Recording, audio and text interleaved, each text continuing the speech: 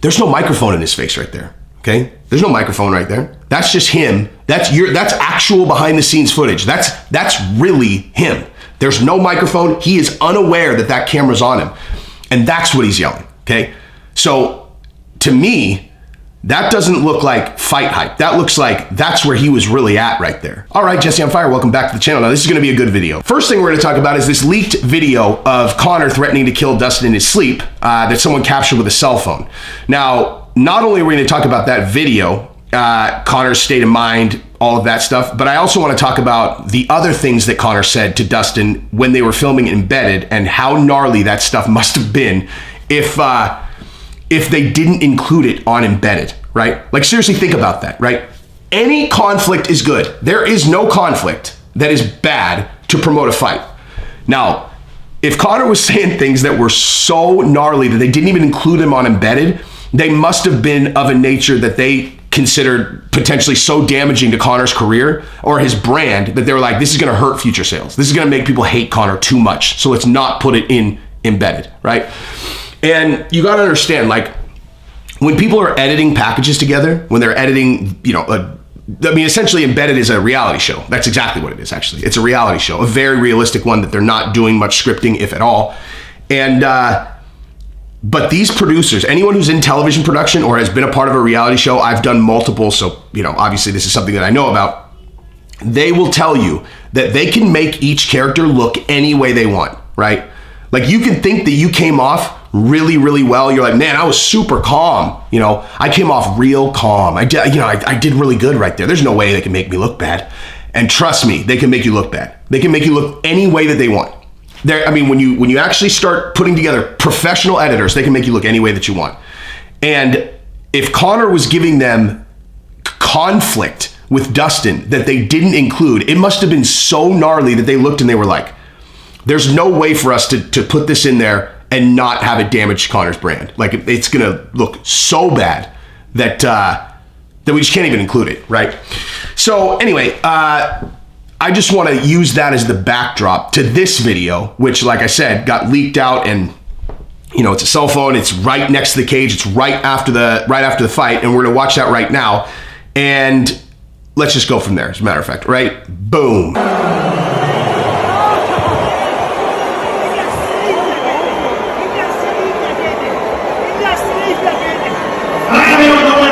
Poirier, Dustin, first of all, congratulations on a very impressive victory.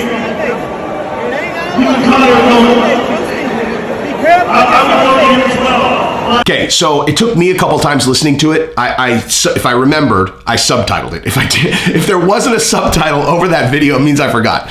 But yeah, it took me a few times. But for sure, what he's saying is, in your sleep, I'll get you. In your sleep, I'll get you. He says that over and over and over. In your sleep, I'll get you. And he's sitting there with a broken ankle and he's yelling, in your sleep, I'll get you. Now, here's the thing, right?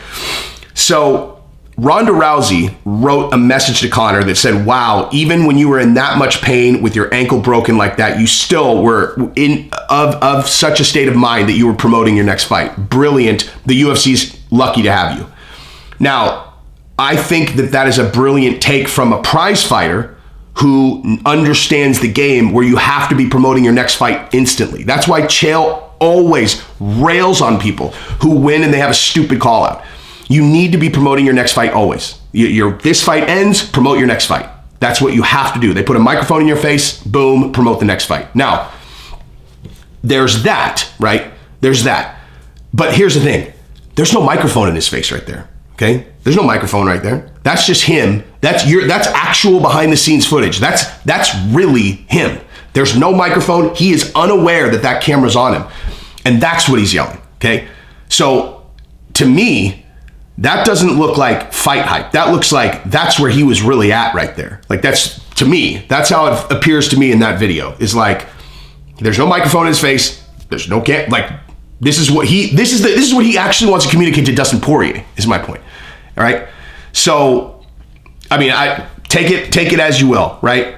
The embedded stuff that they didn't include, they're filming Embedded. So there's certainly a component to that that's like he's hyping the fight. He throws a dolly through the window. Insane. Crazy thing to do. Totally absurdly wrong. Knock a couple guys out of the fight. Knock guys out of the fight. I did an interview with Michael Chiesa one time. And I actually didn't realize that he had an ongoing lawsuit with Conor. And I asked him a bunch of questions about that because obviously it's interesting, you know, like it was kind of in the vicinity of a Conor fight. And so I asked him about it, and he was real cagey about the answers. And then his manager hit me up afterwards and was like, "Hey man, look, I know it sounds like Chiesa's such a nice dude, man. Like he was just very like, I don't want to answer that." But apparently he went to his manager and was like, he asked a lot of questions about the Conor stuff, and his manager was like, "Hey dude, so do us a favor and just don't include anything relating to, you know, that Conor incident because he has an ongoing lawsuit with him." And I was like, you know what? And I just was like, I'm just not even gonna post the video then. Like, my relationship with Chiesa and his manager is way more important than whatever clicks I would get putting that video up. You know what I mean? So I just didn't even do it. But that's just like, you know, that's the end result of what Conor did. Is Chiesa, who's, you know, a good fighter, gets knocked out of that event and then has to deal with some ongoing lawsuit to try to get reimbursed for this money that he lost. It's like, it's so stupid. Such a stupid thing to do. And selfish and crazy, narcissistic even. But at least you could still say, okay, it was great fight hype though, right? Like it's great fight hype. All of it's great fight hype. Yelling at Dustin, "I'm going to get you in your sleep" with no microphone on. I don't know how you paint that as fight hype. But nonetheless, there's just no question. Conor's fight game is unmatched, right? It just is. But we got other things to talk about too, okay? So there's one other thing that I did want to talk about, and that is how Dustin Poirier's career and Conor's career have mirrored their fight styles, okay? Now this is just some more insight that I just kind of hit me in the shower, and I jumped out of the shower and I typed it into my phone because I was like, man, that's really crazy to think about. So if you think about Conor McGregor's career, right? And think about Dustin Poirier's career. And we're talking about, think about them like the life of their career since they've been in the UFC. Now think about Conor McGregor's fight style. So when you break down fights with Conor or you break down fights with Dustin, okay? So for Conor, it's like that guy early in the fight is the most dangerous fucking guy. I mean, this is how you would have described it prior to, you know, whatever, the last fight or two, right? You'd say in the first round, Conor might be the most dangerous guy in the UFC. He is a pulverizer in the first round. He is so fucking dangerous, right? But as you get into later rounds, he gets softer and much more beatable. In the first round, he is absolutely prime elite. You get him into the third round, he's relatively normal. He's a normal fighter in the third round. But the first round, especially the first round, he's a killer. And then later in the, you know, fight, and if you get him into the late rounds, he's not that dangerous, right? Dustin, you would say the exact opposite, right? I mean, you wouldn't say he's weak in the first round, but you would say he's, you know, he's a regular human in the first round generally.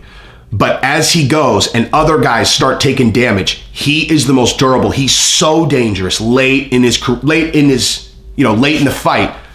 He's never going to wilt. He's never going to fold. There's never been a fight that he was in. Think about this, dude. Think of all the wars that Dustin was in. Not once has he been the one that wilts to oncoming, like more and more and more compounding punishment, right? Like against Justin Gaethje, right? Gaethje and him, they fucking annihilated each other. If you watch that fight, I've said this before. If you watch that fight, you will, if you haven't seen it before, there will be a good moment in that fight where you'll look and you're like, how on earth is Dustin going to win this fight? Like, how the fuck is he going to win this fight? He can't even move. He can't fucking walk, dude. He can't walk. How is he possibly going to win this fight? And you'll just see, he has no breaking point, dude. Like, Dustin Poirier has no breaking point, okay? That's just fucking straight up. Out of all the fighters that I've ever seen, Dustin doesn't break. He doesn't break. He doesn't break to compounding punishment. And, you know, you could say the Eddie Alvarez fight, the Max Holloway fight, all of those. He's just a killer that's just going to keep on coming. And so you look at their careers, right? Conor, early in his career, just like his fight style, was elite, unbeatable, a killer, dude. Now you're in like the third, fourth round of his career, and he's starting to look pretty beatable. Okay, Dustin early on was good, you know, was a good fighter, but didn't look like he was going to be anything special. And now he's in his fucking prime. He's 32 years old. He's been in there banging forever. How's he look now, right? This is the third, fourth round of their careers. How's Dustin look now, right? He looks like a fucking piece of iron. And every time he's lost to getting clipped, flash knockout, right? never wilting to punishment. Never. And so, I was just thinking about that, how their careers mimic their styles. The things that you have to think about in terms of breaking down a fight with them are identical to how you would analyze their career thus far. So anyway, that's what I've got. So if you like the content, subscribe and ring the bell. If you hate this face, which I assume that most people do, I don't care. I don't even care. But go ahead, tell me about it in the comments. Give me some ammunition for my next negative comments videos, because I really like doing them. I have to record this Josh Fabia video that I have coming, because I really do have good, it's just, this one is gonna be really labor intensive. I can't just kind of freestyle it like I normally do. I'm gonna have to like film, because I'm reacting to this documentary, and then I'm gonna have to chop it together. It's just gonna be a lot of work, but it's coming. So anyway, if you like the content, subscribe, ring the bell.